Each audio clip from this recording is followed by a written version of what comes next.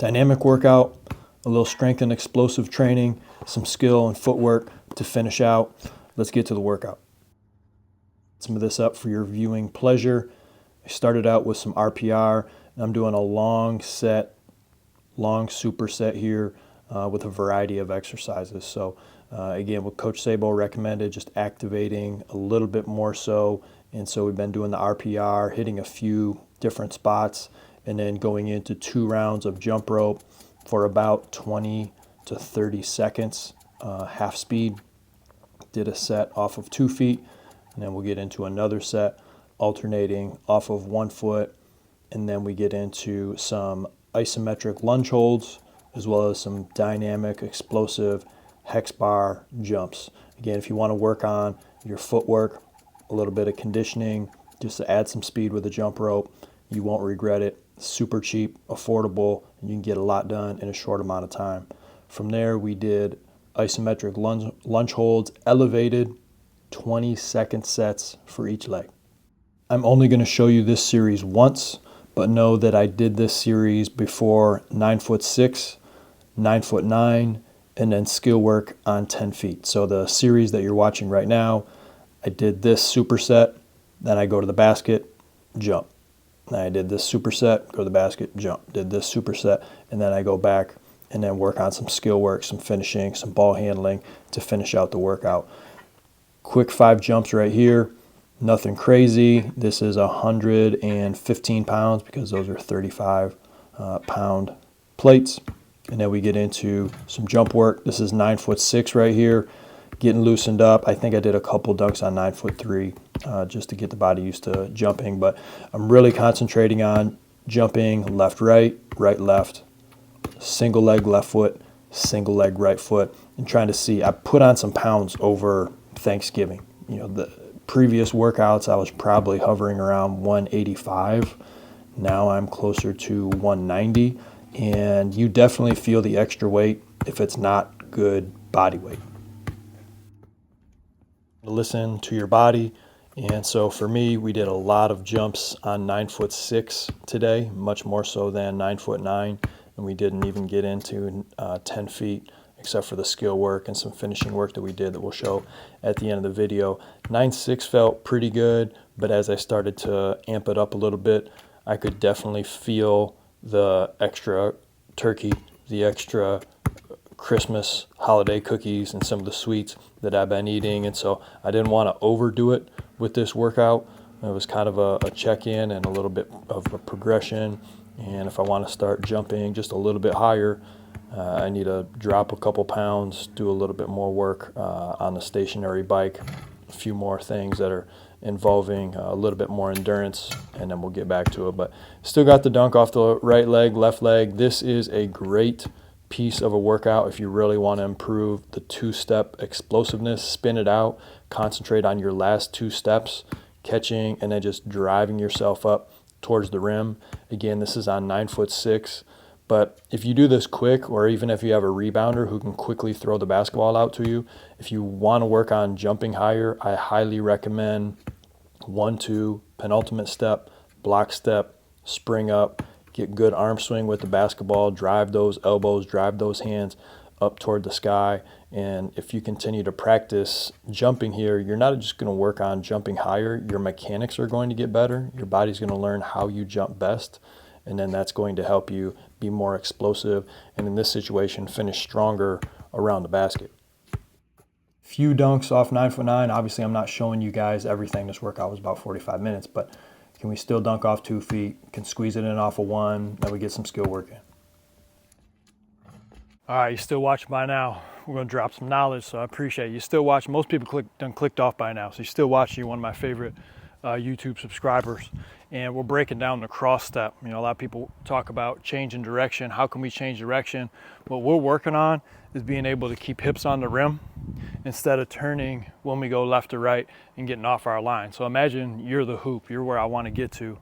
If I were to drive on somebody and I always turn my hip off the rim, see the angle of my feet, it's easy for the defender to come up on me and continue to push me away from the rim. So if I can work on a cross step where I'm using a side foot load, pushing through the side with my left foot, And then coming across here, my hips are still facing forward, my torso is still facing forward, and this allows me to get into that attack line, right? Close the gap, attack tight, cut the line, or 3 phases of driving.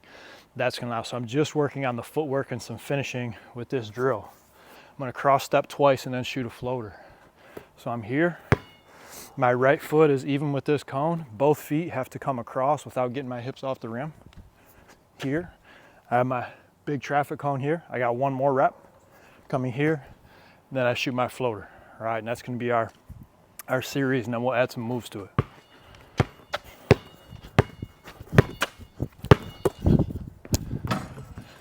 If you need to take a dribble in between, go ahead and do it. All right, but now my left foot is even with the cone. It's hard to see with the shadow. Here.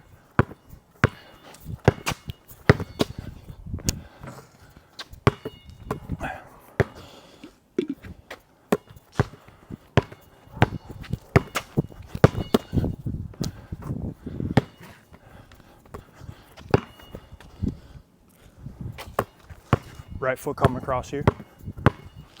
1, 2. Lost the ball a little bit on that one. Let's do that one again. Yeah, I'd almost pocket the ball. Make sure you're not carrying it. Trying to pocket that ball back. More ball control here. That was a lot better, all right? All right, now let's add some moves to it. So sticky feet on the floor, no extra skips, no extra hops, no extra steps. I'm working on my cross foot, so my side foot load.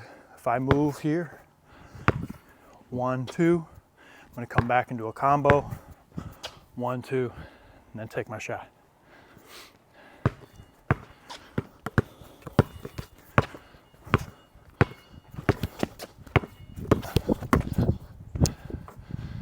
See that? Working on my foot coming across my body and still facing forward towards the rim the entire time.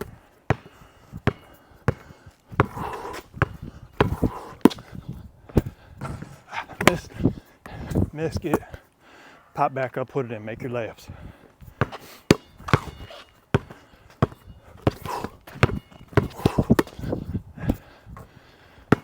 Start to add speed. Once you get it down, start slow, pick up.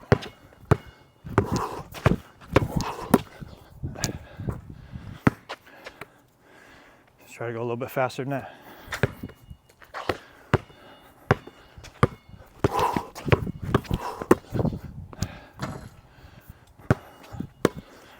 More.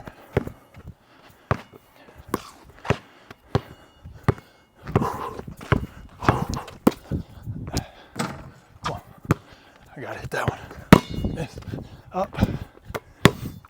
Gotta finish with a make here. Try over. Push.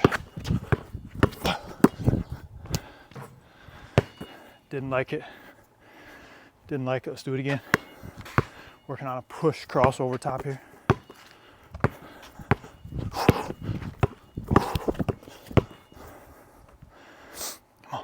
Come on, man.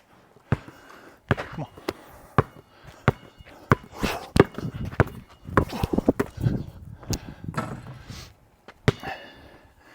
Now you can work to start changing some speed. So if I was here, an example would be go slow, get it down, start to go faster, and then start changing speed. So like on the last one, I was trying to go quick, slow, and then quick again, all right? Now we're working on cross step middle, cross step back into our shot. Still 2 steps, wide base, always using our cross step hips on the rim. So there's 1, 2, 1, 2, floater. Now I'm working my push cross. So I'm going here, here, shot.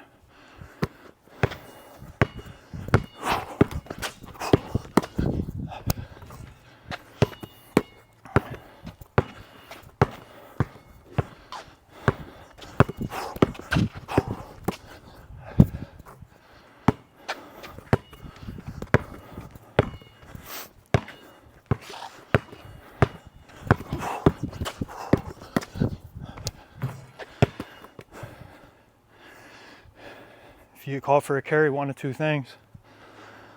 Get better at the move, or two, don't do it. Some officials, they're just going to call a carry. Just understand how the game's being called.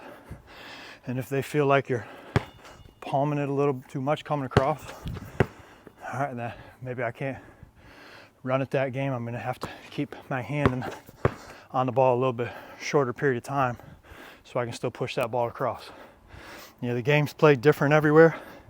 It's never going to be played exactly the same.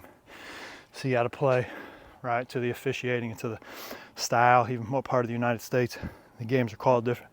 And I train players from different parts of the country. Some stuff's a foul in South Carolina that if you went up to Michigan, you get called for a foul. Still high school basketball, but games played differently. You have to adapt, figure out how the game's being called in a specific game or in your area. Adapt and figure it out so you can be successful regardless. Now let's put everything together for our last set. We're going all combos. Big emphasis on keeping hips on the rim with my cross step. All right, we're here. Always keeping hips on the rim. This is some ankle and hip flexibility. But you want to think like, could I, try not to get hurt right here, but could I like do something like this? My foot is forward, my hips for the most part are facing forward, my chest is facing forward, even though I'm completely across my body right there. That's something that you want to be able to think about when it comes to playing wider and laterally and not getting off of your driving line, getting down to the rim. It's big stuff.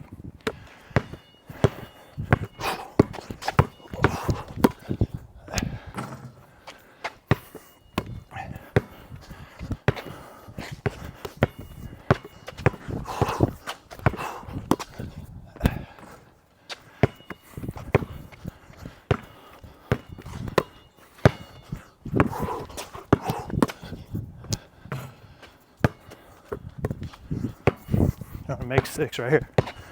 Just change it up. My variations. Working on my floater, elbow above my head on the floater, half break with the wrist instead all the way down and coming up to the sky.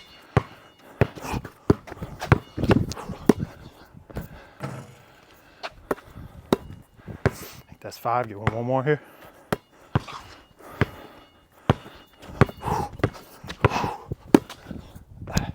There we go.